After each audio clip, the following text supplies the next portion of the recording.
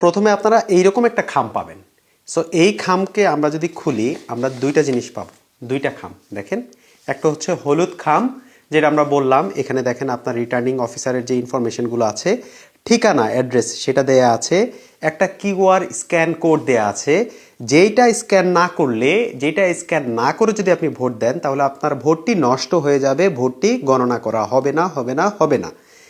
এইখানে আরও একটা খাম আছে ছোট্ট, দেখেন এই খামটা যদি আমরা ওপেন করি, দেখেন এখানে টোটাল 3টা জিনিস দিছে এই খামটায়। একটি হচ্ছে ঘোষণাপত্র, একটু পরে আমরা দেখব, একটি হচ্ছে গণভোট আর একটা হচ্ছে ব্যালট পেপার। প্রথমে চলুন আমরা গণভোট নিয়ে কথা বলি। সো গণভোটটা যদি আপনি খোলেন আপনি দেখবেন এখানে দুইটা আছে, একটা হা একটা না। অবশ্যই আপনি একটা টিক চিহ্ন দিবেন, দুইটা ঘরে দিবেন না। হাতে টিক চিহ্ন দিবেন, গণভোটে হা দিবেন এবং হাতেই টিক চিহ্ন দিবেন। তারপর আপনার যে ব্যালট পেপারটা সেইটা নেয়ার আগে আপনাকে যেটা করতে হবে, আপনার মোবাইলে এসে আপনি আপনার যেই অ্যাপটা আছে, ঠিক আছে, সেই অ্যাপটা ওপেন করবেন। মোবাইলের এই ব্যালট পেপারের অ্যাপটা আপনি ওপেন করে নেবেন। মোবাইলের ব্যালট পেপার অ্যাপ ওপেন করার পর যখন আপনি নির্বাচন কমিশন থেকে আমাদের যেই প্রত্যেকটা প্রার্থীর মানে যে প্রতীক যখন বরাদ্দ করা হবে, এরপর আপনি এই অ্যাপের মধ্যে আপনি স্ক্যান করার অপশন পাবেন। তখন আপনি এই হলুদ খামটির এই কিউআর কোডটা আপনি মোবাইলে স্ক্যান করবেন। যখন মোবাইলে স্ক্যান করবেন তখন আপনি দেখতে পারবেন আপনার নির্বাচনী এলাকায় এই আপনার যে কনস্টিটিউয়েন্সিতে আছে সেইখানে আপনার কোন প্রার্থী এবং তাদের প্রতীক কী। সো তাদের প্রতীক দেখার পর আপনি আপনার ব্যালট পেপারটি নেবেন। আপনি ব্যালট পেপারটি নেওয়ার পর যেইটা আপনার কাজ, আপনার যেই প্রার্থীকে আপনি ভোট দিতে চান সেই প্রার্থীর সামনে শুধুমাত্র একটি চিহ্ন দিবেন, টিক চিহ্ন দিবেন। আর কোথাও কোনো চিহ্ন যাতে না দেন।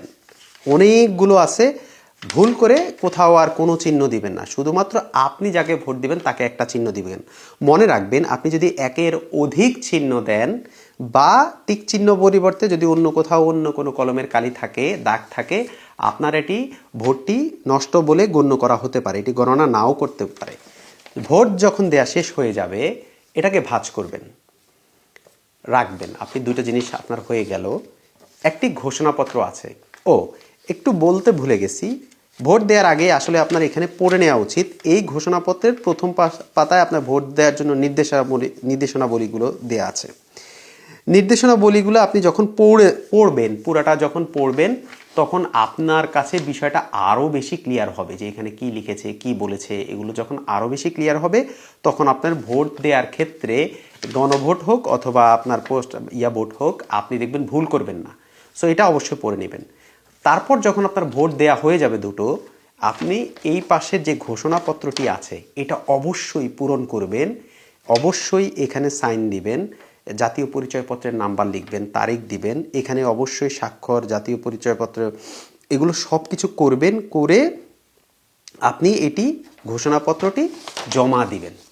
ঠিক আছে, ঘোষণাপত্রটি আপনি জমা দিবেন। যদি আপনি ঘোষণাপত্রটি জমা না দেন তাহলেও কিন্তু আপনার ভোটটি আপনার কাউন্ট করা হবে না। কেমন করে দিবেন? ঘোষণাপত্রটি থাকবে আলাদা। এই যে সাদা বক্স, সাদা যে খামটা, এই খামে আপনার গণভোট এবং আপনার পোস্টাল ব্যালট ভোট এই দুইটা একসাথে রাখবেন। ধরেন আমরা এইভাবে রাখলাম।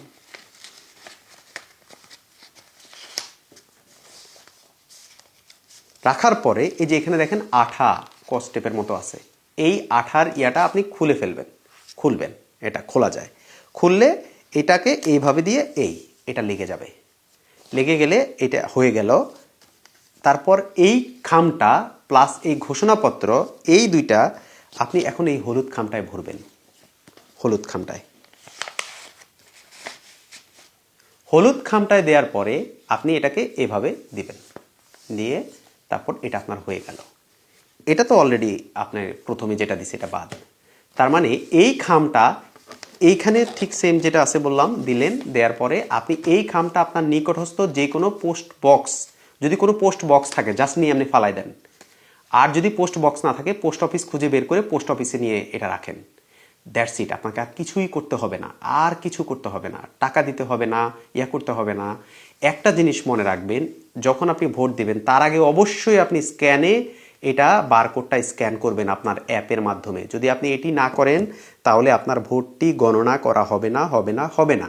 আপনি মনে করতে পারেন ধুর এইটা আমি করব না, ভোট দিয়ে আপনি পাঠাই দিলেন, লাভ নাই, আপনার টাইম ওয়েস্ট। ঠিক আছে, এটা লাভ হবে না। সো এইভাবে আপনারা ভোট দিবেন।